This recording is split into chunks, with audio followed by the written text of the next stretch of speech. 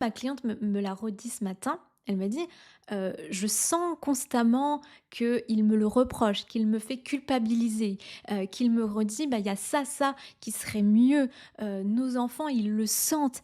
Et en réalité, ça, c'est des red flags. Quand vous comprenez à votre partenaire qu'elle a eu tort de prendre cette décision, que ça a un impact incroyable aujourd'hui, dévastateur, elle le sent et ça ne donne absolument pas envie à votre partenaire de revenir. De la même façon, de lui dire, «Bah oui, tu es complètement folle, tu es complètement dingue, regarde ta vie, elle est complètement dissolue, tu fais n'importe quoi, tu sors à n'importe quelle heure». De lui dire tout ça va vous éloigner parce que vous êtes en train de la juger, vous êtes en train d'aller la reprendre et de lui dire quel est le meilleur choix pour elle.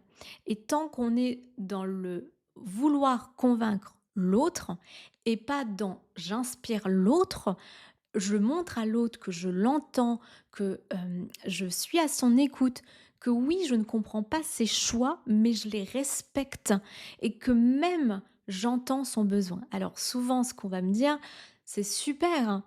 Moi, j'ai l'impression que je fais des efforts, mais elle n'entend pas mes besoins à moi. Elle ne s'en rend pas compte que sa décision, ben, du coup, m'impacte, me fait souffrir. Et là, en fait, si vous voulez, c'est trop tard. Pourquoi c'est trop tard? Aujourd'hui, elle n'est pas en capacité de faire ça parce qu'elle-même, elle s'est sentie blessée par l'attitude ou par le vécu qu'elle a eu avec vous. Et donc, elle n'en est même pas capable de pouvoir, du coup, se mettre à votre place. C'est pas qu'elle le fait contre vous, c'est parce que elle, d'abord, elle veut sauver sa peau.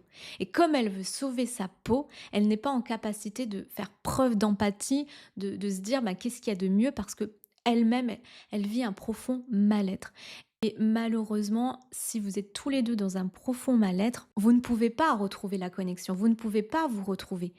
Le chemin que j'invite effectivement, à faire, c'est ce chemin de reconstruction personnelle. Parce que vous vous êtes reconstruit personnellement, que vous allez ensuite montrer à l'autre que vous n'attendez plus de l'autre, qu'elle vienne nourrir ce que vous n'avez peut-être pas nourri pendant des années, peut-être ce que vous n'avez pas fait pendant des années. Et quand vous allez vous nourrir, mais qu'elle revient toujours pas, c'est parce qu'elle n'est pas encore dans cette phase de reconstruction ou qu'elle a commencé, mais que ça va lui demander beaucoup plus de temps. Donc il y a vraiment une pression un petit peu de son côté à elle, et puis il y a une impatience aussi de votre côté. Donc il faut refaire les choses dans le bon ordre.